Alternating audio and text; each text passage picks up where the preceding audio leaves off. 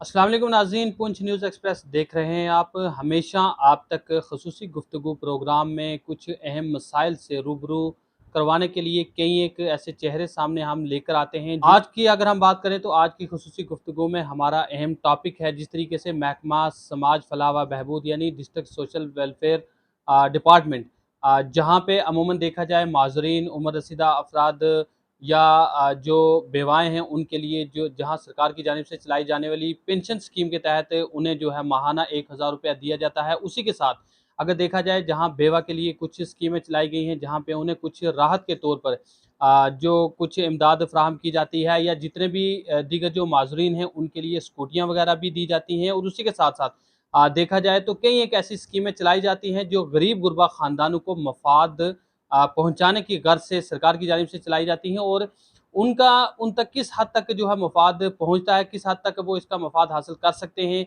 क्या-क्या उन्हें रुकावटें आती हैं। और ख़ास करके हम बात करेंगे जिस तरह से सरकार की जानिब से एक अहम स्कीम चलाई गई थी कि जो भी गरीब-गुरबा ख़ानदान यानी जो बीपीएल कैटेगरी या अंत्योदय कैटेगरी में के ज़ुमरे में आते हैं, उन गरीब ख़ानदानों के लिए जब उनकी बच्चियों की शादियाँ तय पाई जाती हैं, तो उनके लिए सरकार की जानिब से एक स्कीम चलाई गई है जिसको स्टेट मैरिज असिस्टेंस स्कीम के नाम से जाना जाता है, जिसके तहत उन्हें ₹50,000 सरकार की तरफ से इमदाद की जाती है। अब इस स्कीम का मफ़ाद हासिल करने के लिए किस तरीके से जो है कागज़ात मुकम्मल करने हैं और इसकी मियाद क्या है और ख़ास करके इस स्कीम को ऑनलाइन करने के लिए मुकर्रर वक़्त क्या है और किस वक़्त के अंदर ये दस्तावेज़ात जमा करवाने हैं, क्या-क्या इसकी जो है डॉक्यूमेंट तस्दीक करवानी है। और ख़ास करके अमूमन हम देख रहे हैं कि इन दिनों में काफ़ी ये शिकायत मौसूल हो रही थी कि मैरिज स्कीम के नाम पर जितने भी फॉर्म ऑनलाइन किए गए हैं, उनमें कहीं न कहीं काफ़ी जो है वो घोटाले चल रहे हैं। यानी कि कई ऐसे एजेंट भी तैयार हो चुके हैं जो लोगों को बेवकूफ़ बना रहे हैं। उन्हें ये कह रहे हैं कि ₹40,000 आपको मिलेगा, ₹10,000 जो है वो आपके एफ़िडेविट या दीगर जितने भी दस्तावेज़ात जो हैं उन पे आपको लगाना है।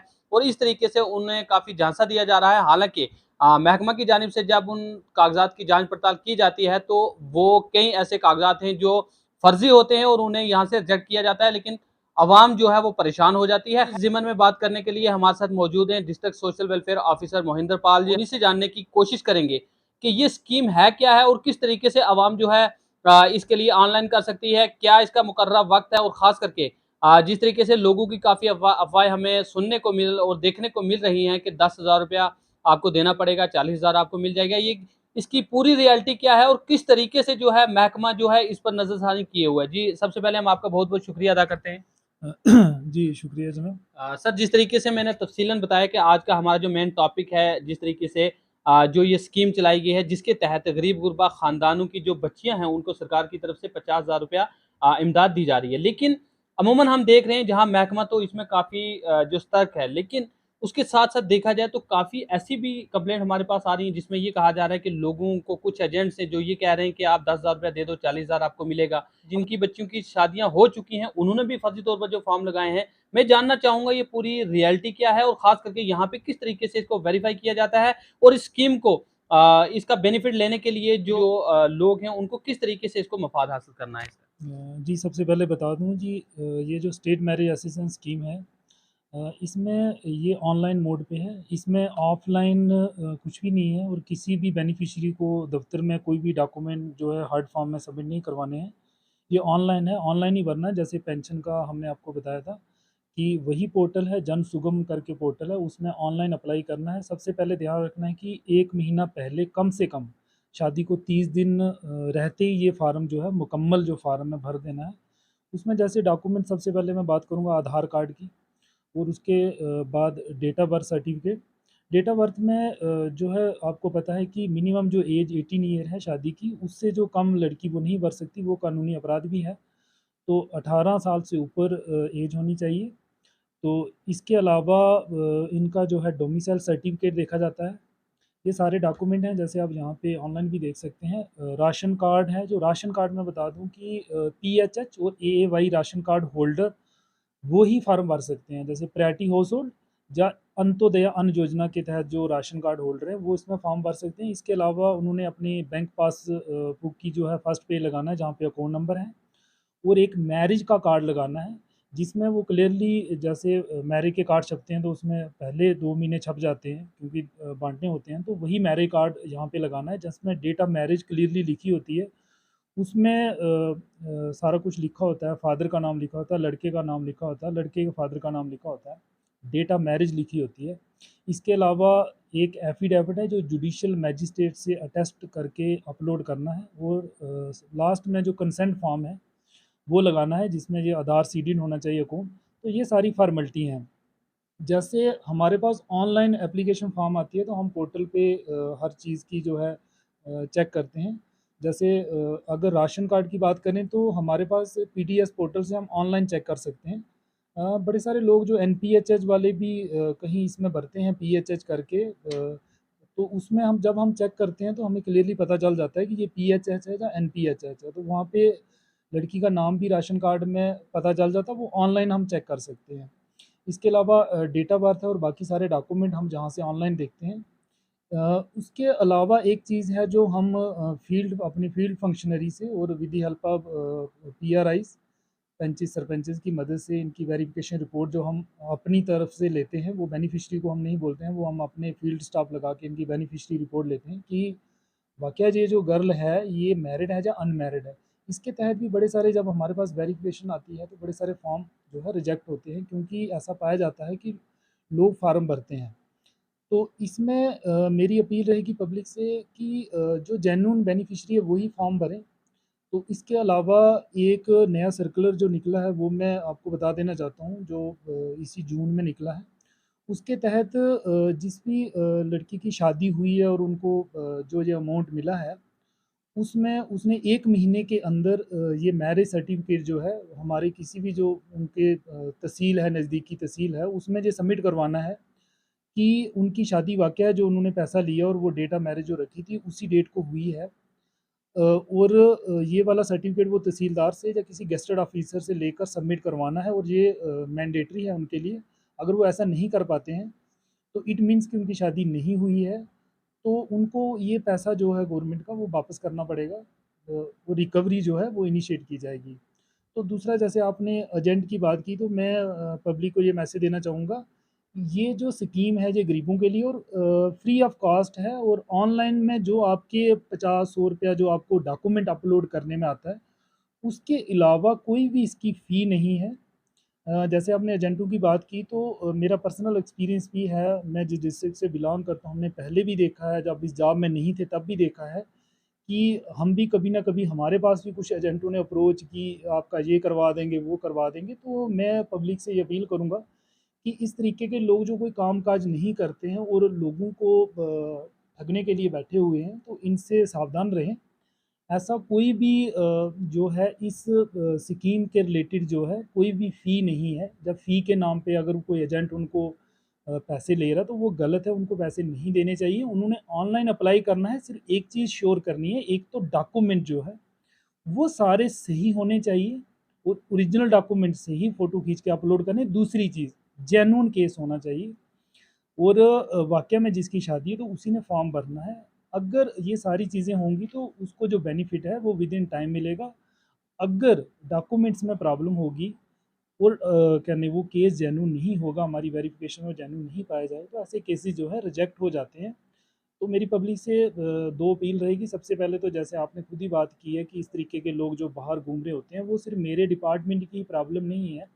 हालाँकि मुझे ऐसा राइटिंग में जब कोई किसी का नाम सामने नहीं आया, अगर ऐसा आता है तो हम भी पुलिस की मदद से ये चीज़ ट्रैक करने की कोशिश करेंगे। और दूसरा है कि ये सिर्फ़ इस डिपार्टमेंट की प्रॉब्लम ही नहीं है, जैसे जैसे सुनने में आता है कि लोग किसी भी डिपार्टमेंट के नाम से, किसी भी ऑफ़िसर के नाम से, और इस तरीके के मतलब बाहर जो इनोसेंट पब्लिक है, उसका मतलब फ़ायदा उठाते हैं और लोगों को बहलाते-फुसलाते हैं और बोलते हैं कि आपका ये काम हो जाएगा, वो काम हो जाएगा। तो उसमें पब्लिक को चाहिए कि थोड़ी अवेयरनेस, क्योंकि उनको ये अवेयरनेस होनी चाहिए कि जैसे सारी स्कीमें ऑनलाइन हैं, तो उसमें कोई भी किसी तरीके की फ़ी नहीं रखी है गवर्नमेंट ने। तो उनको ऑनलाइन अप्लाई करना और किसी दफ़्तर में जाना ही नहीं है। किसी दफ़्तर में जाना नहीं है, उन्होंने सिर्फ़ घर बैठे या किसी कंप्यूटर सेंटर में बैठ के या सीएससी सेंटर या खिदमत सेंटर में बैठ के अपना फ़ॉर्म ऑनलाइन करना है। जैसे उसने सारे डॉक्यूमेंट अपने ऑनलाइन फ़ॉर्म चढ़ा दिए हैं, तो उसके बाद उन्होंने किसी दफ़्तर में हार्ड कॉपी नहीं लगानी। तो गवर्नमेंट का ऑनलाइन करने का स्कीम का एक ये भी मकसद था कि एक तो लोगों की सहूलियत थी, दूसरा ये भी था कि जो इंटरैक्शन है विद एम्प्लॉयी के साथ नहीं रहेगी, तो वो डायरेक्टली बेनिफिट उठा सकता है। तो ये करप्शन को रोकने का भी एक तरीका था। तो अगर वो लोग ऑनलाइन अप्लाई करने के बाद किसी एजेंट के चक्कर में फँस जाते हैं, तो मैं उन लोगों को ये बोलूँगा कि आप अवेयर रहें और ऐसे किसी एजेंट के चक्कर में नहीं फँसना चाहिए। आपने ऑनलाइन फ़ॉर्म भरें और आप यकीन रखें कि अगर आपका जेन्युइन केस है तो ज़रूर होगा, और अगर केस जेन्युइन नहीं है तो नहीं होगा। दोनों चीज़ें हैं, अगर जेन्युइन केस है, सारे डॉक्यूमेंट ठीक हैं तो होगा, अगर केस जेन्युइन नहीं है, तो डॉक्यूमेंट सही नहीं है, तो नहीं होगा। और जेन्युइननेस हम जो है अपनी फील्ड फंक्शनरी से वेरीफ़ाई करते हैं, ऐसा। और उसके बाद मेरे जो मैक्सिमम फॉर्म हैं, वो तो या तो कोई डॉक्यूमेंट की वजह से कुछ रिटर्न होते हैं, रिजेक्ट होते हैं, और जब हम वेरिफ़िकेशन ऑनलाइन करते हैं तो कुछ दूसरी तस्वीर होती है। तो दूसरा जो नया सर्कुलर है, मैं उसके बारे में बता दूँ कि जिनको ये बेनिफिट मिला है तो उनके लिए ये मैंडेटरी है कि वो 1 महीने के अंदर जो है वो ये अपना मैरिज सर्टिफ़िकेट है, और जो डेट उन्होंने मैरिज की भरी थी, यकीनन वही डेट ही होनी चाहिए, और उसी डेट के तहत उन्हें मैरिज सर्टिफ़िकेट जो है वो सबमिट करवाना है। और नहीं अगर ऐसा करवा पाएँगे तो हमें मजबूरन जो है रिकवरी जो प्रोसेस जो इनिशिएट करनी पड़ेगी, क्योंकि गवर्नमेंट की जितनी भी स्कीमें हैं वो गरीबों के लिए हैं। तो इस तरीके की ये अगर कोई एजेंट बाहर घूम रहे हैं तो उनसे बचना चाहिए। ये मैं लोगों से अपील है। सर, मैं ये भी जानना चाहूँगा जिस तरीके से आपने बताया कि आप प्रॉपर तरीके से उसको वेरीफ़ाई करते हैं। अगर देखा जाए तो ऑनलाइन प्रोसेस हुए कुछ ही अर्सा हुआ, इससे पहले जो ऑफ़लाइन प्रोसेस था, क्या वो लोग जिन्होंने अगर हम बात करें 2015, 16, 17 या 18, 19, 20 की बात करें, तब से जो लोग इसका बेनिफिट ले चुके हैं, क्या उनको भी कंपल्सरी है जो आपने नया सर्कुलर बताया कि उनको वो मैरिज सर्टिफ़िकेट का जो है पूरा सर प्रोफ़र्मा।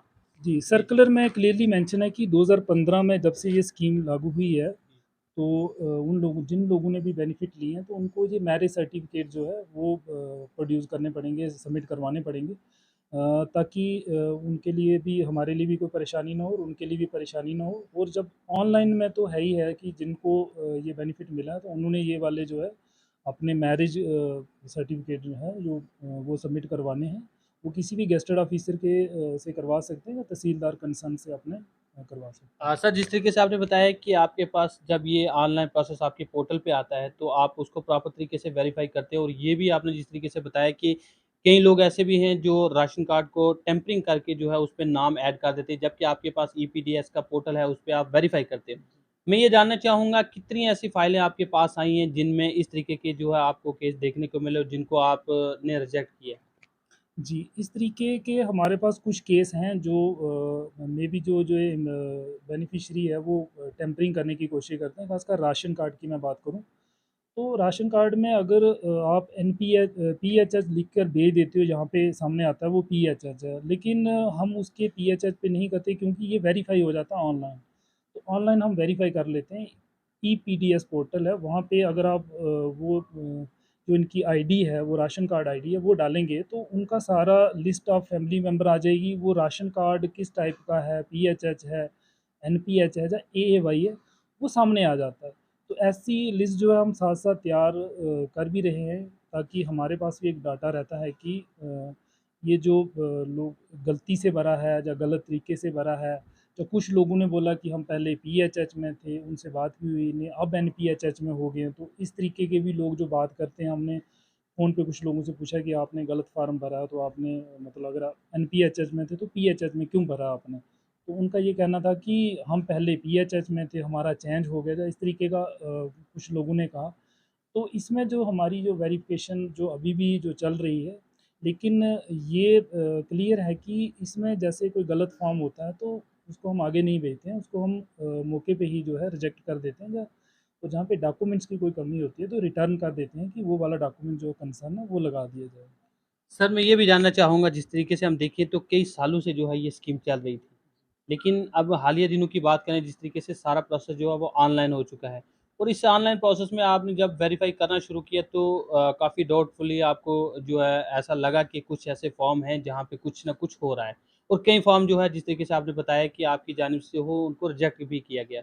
मैं जानना चाहूँगा इस दौरान में देखा जाए तो कई ऐसे लोग भी हैं और जो हमारे पास जो कंप्लेंट्स आई थी उनके मुताबिक काफ़ी ऐसे लोग हैं जहाँ पे हमने ऐसा देखा कि कुछ ऐसे घराने भी हैं जहाँ उनकी ऑलरेडी जो है वो मैरिज हो चुकी है, लेकिन उसके बावजूद उन्हें कुछ ऐसा झांसा दिया जा रहा है कि आप इतने पैसे दो, आपकी जो है पेमेंट पड़ जाएगी। तो उन लोगों की छानबीन किस तरीके से आप करते हैं कि मतलब किस लेवल तक उनकी छानबीन हाँ, होती उसका जैसे आपने बताया कि ऐसा अगर कोई फार्म भरेगा तो हम जो है वो तहसील लेवल पे जो कंसर्न हमारा टीएसडब्ल्यू है उसके आगे जो फील्ड फंक्शनरी है, हम कोई भी केस जो है ना विदोर जब तक हमें वेरिफिकेशन नहीं आती है तब तक हम वो आगे फॉरवर्ड नहीं करते हैं। पहले तो हम डॉक्यूमेंट सारे उसके वेरीफाई करते हैं। लेकिन इसमें हम बेनिफिशियरी को भी कोई ज़्यादा मतलब इसमें कुछ बोलते नहीं कि आपने एक्स्ट्रा कोई डॉक्यूमेंट प्रोड्यूस करना, जैसा कुछ नहीं है, वो हम अपने लेवल की करते हैं। उसमें हमारे फील्ड फंक्शनरी हैं, वो जगह जगह जाकर पता करते हैं। वो कंसर्न उस मोहल्ले में जाकर या उस पंच सरपंच से जाकर पता करते हैं कि इस नाम का कोई पर्सन है, तो उसका क्या स्टेटस है, वो कहाँ रहता है, क्या है। तो इस तरीके से हमारे पास वेरिफिकेशन रिपोर्टें आ जाती हैं। मैं आपको बताऊंगा कि हमने वेरिफिकेशन रिपोर्टें जो हैं वो संभाल के रखते हैं। तो जैसे हमारे पास वेरिफिकेशन रिपोर्ट आती है उसके बाद ही हम जो है कार्रवाई जो है अगली जो है वो करते हैं। सर कभी ऐसा इस दौरान में ऐसा कभी फ़ील हुआ है कि आपके पास सपोज़ करो पहले अगर 50 केस जो आए थे, लेकिन जब आपने वेरीफ़ाई किया हो तो 50 जो है अचानक 20 में कन्वर्ट हो गए हो, कभी ऐसा लगा आपको? सर केसेस जो है वो तकरीबन जो है मतलब अच्छी संख्या में आ रहे हैं, क्योंकि हमने अवेयरनेस भी करवाई थी इसमें हर पंचायत लेवल पे अवेयरनेस करवाई है कि जब ये स्कीम लॉन्च हुई थी ऑनलाइन, तो लोगों को इसकी अवेयरनेस है कि ऐसी स्कीम है गवर्नमेंट की चल रही है, तो लोग फॉर्म भरते हैं। फॉर्म में तो सर फॉर्म आते हैं, लोगों के फॉर्म आते हैं, उसमें से पहले भी उतने आ रहे थे, अभी भी उतने आ रहे हैं। लेकिन उसमें है कि जब वेरिफिकेशन हम थोड़ा-सा अच्छे तरीके से वेरीफ़ाई कर रहे हैं, तो थोड़ा-सा फ़र्क तो पड़ता है, क्योंकि जो लोग गलत तरीके से फॉर्म इस तरीके से भरना चाहते हैं, वो नहीं भरते हैं, वो डिस्करेज होते हैं, तो नहीं भरते हैं। तो जो ये गवर्नमेंट की जितनी भी स्कीम है उनका यही मकसद है कि जो बेनिफिट है वो सही पर्सन तक पहुंचना चाहिए, सही पर्सन तक पहुंचना चाहिए, किसी गलत तक नहीं पहुंचना चाहिए। तो इस तरीके से हमने जो वेरिफिकेशन प्रोसेस है वो हमने अपने लेवल की रखी है, उसमें बेनिफिशियरी को हम ज़्यादा परेशान नहीं करते हैं, और अपने ही फील्ड स्टाफ को लगा कर उनको पता भी नहीं होता वो कि हम किस तरीके से, वो फील्ड स्टाफ कब विज़िट करता है, वहाँ पे जाता है, पता करता है किसी तरीके से, और वो वेरिफिकेशन रिपोर्ट साइन करके हमें दे देता है कि एज़ पर की वेरिफिकेशन हमने कंडक्ट की, हम यहाँ गए, हमने पता कराया और हमें ये स्टेटस जो है वो दिखाई दिए। और हम कहीं एक लेवल पे इसकी वेरिफिकेशन नहीं रखते हैं। हम जो है अपने लेवल पे भी इस ऑफ़िस से भी जो है पीआरआई से कंसर्न करते हैं, क्योंकि हमारे पास सबके नंबर हैं। हम वहाँ से भी पता करने की कोशिश करते हैं कि हम उन वेरिफिकेशन रिपोर्टों को क्रॉस वेरीफ़ाई भी करते हैं। जहाँ तक पॉसिबल हो सके, हम उन वेरिफिकेशन रिपोर्ट्स को क्रॉस वेरीफ़ाई भी करते हैं। तो इस तरीके का इनजेन्युइन केस जो आगे जाने का नेग्लिजिबल चांस होता है, बड़ा कम चांस होता है। क्योंकि हम अपने लेवल पे इतने चेक्स लगा के रखते हैं कि जेन्युइन बेनिफिशियरी ही आगे जो है उसका फॉर्म जाए, क्योंकि किसी इनजेन्युइन बेनिफिशियरी का जो नहीं है इसके इसमें फॉल नहीं करता है, तो उसका फॉर्म जो है वो नहीं जाता आगे। सर ये भी जानना चाहूँगा, जिस तरीके से आपने बताया कि काफ़ी अच्छी स्कीम है ये गरीब-गुरबा ख़ानदानों के लिए, अगर सही इसका जो डिज़र्विंग यानी जो इसका मुस्तहिक हो, वो इसका बेनिफिट अगर लेना चाहे। मैं ये भी जानना चाहूँगा इसकी क्या, जैसे कि आपने पहले भी बताया था लेकिन फिर भी अपने नाज़रीन तक ज़रूर पहुँचाना चाहूँगा कि इसकी जो मुकर्ररा तारीख़ है, वो शादी से कितनी देर पहले जो वो ऑनलाइन कर सकता है, और ख़ास करके जब उसकी शादी तय पाई गई हो, तो उसका कितना टाइम पीरियड है जिसके अंदर जो है इसको ये इंस्टॉलमेंट मिल जाती है? जैसे मैं आपको बताऊँ कि मिनिमम 30 दिन पहले, मतलब 30 डेज़ जो है उन्होंने बिफ़ोर अप्लाई करना ही करना है, ये मैंडेटरी है। उसे अगर वो 2 महीने अप्लाई पहले करता तो वो कर सकता है। अगर उसकी शादी जो है मुकर्रर हो चुकी है, तो वो उसकी डेट निकल चुकी है, तो वो 2 महीने पहले या 3 महीने पहले भी जो है, क्योंकि मैरिज कार्ड लगा होता है, तो अगर वो 2-3 महीने पहले भी भरना चाहे तो वो भर सकता है। ऐसा कोई इश्यू नहीं है, लेकिन मिनिमम जो है 30 डेज़ तो पहले उन्होंने अप्लाई करना ही करना है। और हालाँकि पोर्टल में भी ऐसी मॉडिफ़िकेशन हुई है, जिससे कोई भी जो एप्लीकेंट है, वो अगर डेट 30 डेज़ से कम रखता है, तो वो पोर्टल उसका एप्लीकेशन फ़ॉर्म उठाता नहीं है। तो क्योंकि एप्लीकेशन फ़ॉर्म में भी जो डेट भरी जाती है, डेट ऑफ़ मैरिज भरी जाती है, तो उसमें अगर वो 30 डेज़ से कम डे रखता है, 15 दिन रखता है, 10 दिन, तो वो पोर्टल उठाता ही नहीं है। तो इन केस अगर आप वहाँ पे गलत डेट भर के पोर्टल को इस तरीके से करते हो, तो वो हमारे सामने आ जाती है। तो ऐसे जो केसेज़ हैं वो भी रिजेक्ट होते हैं, क्योंकि ये मैंडेटरी है कि 30 दिन पहले अप्लाई करना ही करना है। और डॉक्यूमेंट जैसे मैंने आपको बता दिया, मैक्सिमम कोई टाइम लिमिट नहीं है कोई सेट की हुई, कि आप कितने दिन जैसे 5 महीने भर सकते हो या 4 महीने या 6 महीने भर सकते हो, क्योंकि वो एक जर्नल है कि आपकी डेट ऑफ मुकर्रर हो गई है, तारीख अगर मुकर्रर हो गई है, वो 3 महीने पहले भी हो सकती है। मेबी अगर 4 महीने पहले किसी ने मुकर्रर कर ली है या 5 महीने पहले किसी ने अपनी तारीख जो वो शादी की अगर फ़िक्स कर ली है, तो वो उसके कार्ड भी बन गए हैं, तो वो कार्ड ये वाला लगा के, क्योंकि कार्ड भी यहाँ पे लगाना है, तो वो भर सकता है फ़ॉर्म। लेकिन मिनिमम जो है वो 30 दिन है।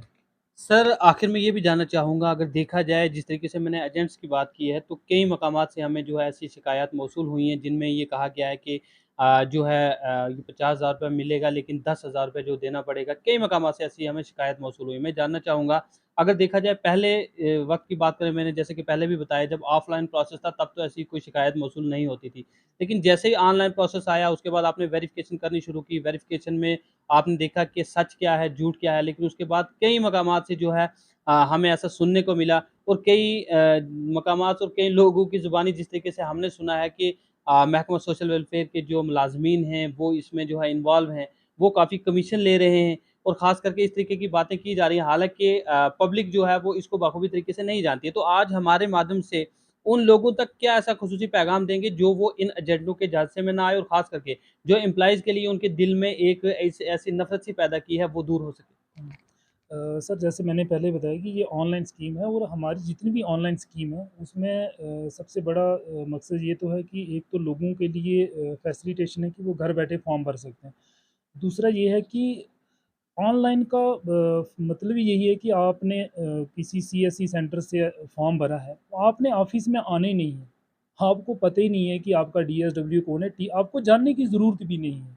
क्योंकि आप जेन्युइन बेनिफिशियरी हो, आपके डॉक्यूमेंट सारे हैं, आपने अप्लाई किया, आपको बेनिफिट मिल जाएगा। आपको ये जानने की ज़रूरत नहीं है क्लर्क कौन है, टीएसडब्ल्यू कौन है, डीएसडब्ल्यू कौन है। और यही मकसद है कि हम किसी भी बेनिफिशियरी को ऑफ़लाइन कोई डॉक्यूमेंट्स जहाँ मँगवाते नहीं हैं, ऑफ़िस में नहीं बुलाते हैं। उसके बावजूद भी कुछ लोग जो सोसाइटी में एंटी सोशल एलिमेंट घूम रहे होते हैं, वो सिर्फ़ मेरे डिपार्टमेंट की प्रॉब्लम नहीं, आपने सुना होगा कि कोई भी डिपार्टमेंट है, ट्रांसपोर्ट है, आरडीडी है, तो आगे-पीछे लोग, अब ऐसे लोगों को पुलिस जो है कंट्रोल कर सकती है। मेरे पास जैसे आपने बोला कि ऐसे कोई मुकम्मल तौर पे कोई पुख्ता कोई राइटिंग में या इस तरीके की नहीं आई, जैसे आप बात करते हो, ऐसे कभी 1-2 बार लोगों ने बात की है कि ऐसे लोग घूम रहे हैं। तो मैं जो जिस पर्सन ने भी मुझे ऐसे कहा, मैंने उनको यही कहा कि ऑनलाइन स्कीम है, हम अपनी तरफ से लोगों को अवेयर करने की कोशिश करते हैं किसी माध्यम से, मीडिया के माध्यम से, अवेयरनेस कैंप करा के उस माध्यम से, रेडियो के माध्यम से। लेकिन अगर आप कोई सोशल एक्टिविस्ट हैं या आप पब्लिक की सेवा कर रहे हैं, तो आप भी ये मैसेज जो है पब्लिक को पहुँचाएँ। क्या मैसेज ये है कि किसी भी गवर्नमेंट स्कीम के लिए कोई भी, मेरे डिपार्टमेंट की बात करूँ तो कोई भी फ़ी नहीं है। वही फ़ी है जो उन्होंने उस कंप्यूटर वाले को अपना फ़ॉर्म भरने के लिए दी, वो फ़ी नहीं है, वो उस कंप्यूटर वाले की जो है मेहनत है, जो उसने उसका एप्लीकेशन फ़ॉर्म जो है अपलोड किया है। बिल्कुल। उसमें जो ₹50 है, सो वो भी फ़िक्स किए हुए हैं, उसमें भी ज़्यादा नहीं ले सकता कोई। वो जो रेवेन्यू डिपार्टमेंट है, उन्होंने जो रेट वगैरह सबके लिए फ़िक्स किए हैं, तो उससे ज़्यादा नहीं ले सकते हैं, तो वही फ़ी है। उसके अलावा अगर आपसे कोई फ़ी माँगता है, तो आपके पास हमें कॉन्टैक्ट करें। अगर हमें कॉन्टैक्ट नहीं करना चाहते, आप पुलिस को कॉन्टैक्ट करें, और किसी भी डिस्ट्रिक्ट एडमिनिस्ट्रेशन को कॉन्टैक्ट करें और अपनी शिकायत दर्ज करें। अगर ऐसा कोई बंदा है, तो हमें भी पता चलना चाहिए। और इस तरीके की अगर कोई भी फ़ी नहीं है, तो उनको नहीं देना चाहिए। उनको सिर्फ़ अपना फ़ॉर्म भरना है, जैसे मैंने पहले बताया, अपना फ़ॉर्म भरना है, और वो जेन्युइन होना चाहिए केसेस, तो उसको जो बेनिफिट है वो विदिन टाइम मिल जाएगा। और अगर ये अवेयरनेस की बात है कि मैं ये अवेयरनेस इस तरीके से भी फैलाना चाहता हूँ कि उन लोगों को ऐसे किसी भी बंदे के झांसे में नहीं आना चाहिए। और अगर मेरे डिपार्टमेंट के किसी बंदे का है, तो आप बाय नेम उसकी जो शिकायत कर सकते हैं, हम डिसिप्लिनरी एक्शन जो है उनके अगेंस्ट लेंगे। ऐसा अभी तक मेरे पास कोई भी जो कंप्लेंट जो है, अभी तक कोई भी नहीं आई है। अगर इस तरीके की मेरे पास कोई कंप्लेंट आती है, तो हमें अपने जो एम्प्लॉयी हैं उन पे यकीन भी है, ऐसा कोई भी इश्यू है नहीं है।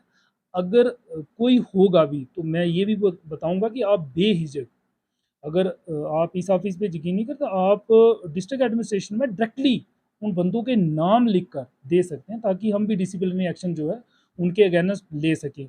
और अगर कोई बाहर ऐसे घूम रहा है, कोई बंदा मेंढर बैठा हुआ है, कोई मंडी बैठा हुआ है, दूर-दराज़ इलाके में बैठा हुआ है, तो कौन-कौन बंदा है, वो आप बेटर जानते हैं, तो आप शिकायत कर सकते हैं और अगर आपसे पैसे माँगते हैं, तो आपको बिल्कुल नहीं देने चाहिए। किसी को एक पैसा भी नहीं देना चाहिए क्योंकि गवर्नमेंट की जितनी भी स्कीमें हैं, वो चाहे मेरे डिपार्टमेंट या किसी डिपार्टमेंट की है, वो सारी फ्री है। वो जितनी भी स्कीमें हैं, वो फ्री हैं, उसके लिए अगर कोई जैसे ट्रांसपोर्ट डिपार्टमेंट की बात करें, तो वो कोई फ़ी होगी रखी होगी ड्राइविंग लाइसेंस के लिए, उसके अलावा कुछ नहीं होगा। मेरे डिपार्टमेंट की किसी स्कीम के लिए कोई फ़ी भी नहीं है। सिर्फ वही है जो उन्होंने अपलोड करने हैं अपने डॉक्यूमेंट, किसी भी कंप्यूटर सेंटर से, सीएससी सेंटर से या खिदमत सेंटर से। उसके अलावा कोई भी फ़ी नहीं है और किसी को कोई 1 रुपया क्या 1 पैसा देने की ज़रूरत नहीं है और अगर आपसे कोई माँगता है तो आपको कंप्लेन करनी चाहिए, मैं ये कहता हूँ। सबसे पहले देना नहीं चाहिए, कभी नहीं देना चाहिए और कंप्लेन करनी चाहिए ऐसी चीज़ों की, यहाँ पे नहीं तो हायर अथॉरिटी में करनी चाहिए। मैं फिर से मैं पब्लिक से ये अपील करूँगा कि अगर ऐसा कोई भी बंदा आपको इस तरीके का तंग कर रहा है या मजबूर कर रहा है और ये बोलता है कि ये डिपार्टमेंट, वो डिपार्टमेंट, वो कुछ भी झूठ बोल सकता है, तो आप उन पे यकीन ना करें। जितनी भी गवर्नमेंट की स्कीमें हैं और मैं अपने डिपार्टमेंट की बात करूँ, मेरी जितनी भी स्कीमें हैं, उसमें कोई भी फ़ी नहीं है। आपने सिर्फ अप्लाई करना है, रिक्विज़िट डॉक्यूमेंट जो है, वो अपलोड करने हैं, आपको बेनिफिट मिलेगा और इसकी जो है हज़ारों एग्ज़ाम्पलें हैं सोसाइटी में, जिनको बेनिफिट मिले हैं, आप उनसे भी इंटरव्यू कर सकते हैं। लेकिन अगर कोई जानबूझ के इस तरीके का अगर इनोसेंस में या जानबूझ के किसी के चंगुल में फँसता है, तो मैं कहता हूँ कि इसको बिल्कुल नहीं फँसना चाहिए और ऐसे लोगों की शिकायत करनी चाहिए। हमारे डिपार्टमेंट में करें, पुलिस को करें, डिस्ट्रिक्ट एडमिनिस्ट्रेशन को कहीं भी करना चाहिए और इस तरीके के जो एंटी सोशल एलिमेंट हैं, उनके खिलाफ ज़रूर एक्शन लेना चाहिए और उनको एक्शन तभी होगा जब वो ये चीज़ें नाम जो ऐसे जनरलाइज़ तरीके से अगर कहेंगे तो कभी पता नहीं चलेगा। आपको स्पेसिफिक तरीके से कहना पड़ेगा, इस बंदे का नाम ये है, इसने इतने पैसे माँगे हैं, अगर कोई बाहर बैठा हुआ है। अगर मेरे डिपार्टमेंट का कोई ऐसा बंदा है तो हम डेफ़िनिटली एक्शन लेंगे, लेकिन आपको कंप्लेन करनी पड़ेगी और उसका नाम बताना पड़ेगा। जर्नलाइज़ तरीके में ऐसे बता देंगे ये हुआ, वो इस तरीके से नहीं, आपको बताना पड़ेगा। अगर इस तरीके का हमारे डिपार्टमेंट का बंदा है, जब बाहर जितने भी बंदे घूम रहे हैं, हम एक-एक बंदे को कंट्रोल नहीं कर सकते तब तक जब तक हमें उन बंदों के नाम नहीं पता चलते।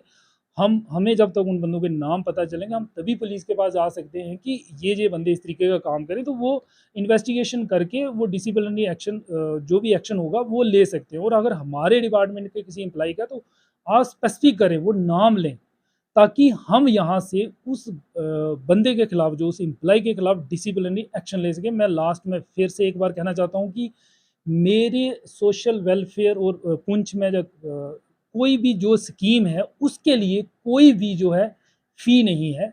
वही है जो आपने अपलोड करने हैं, अपने डॉक्यूमेंट अपलोड करने हैं, बस इतना ही है।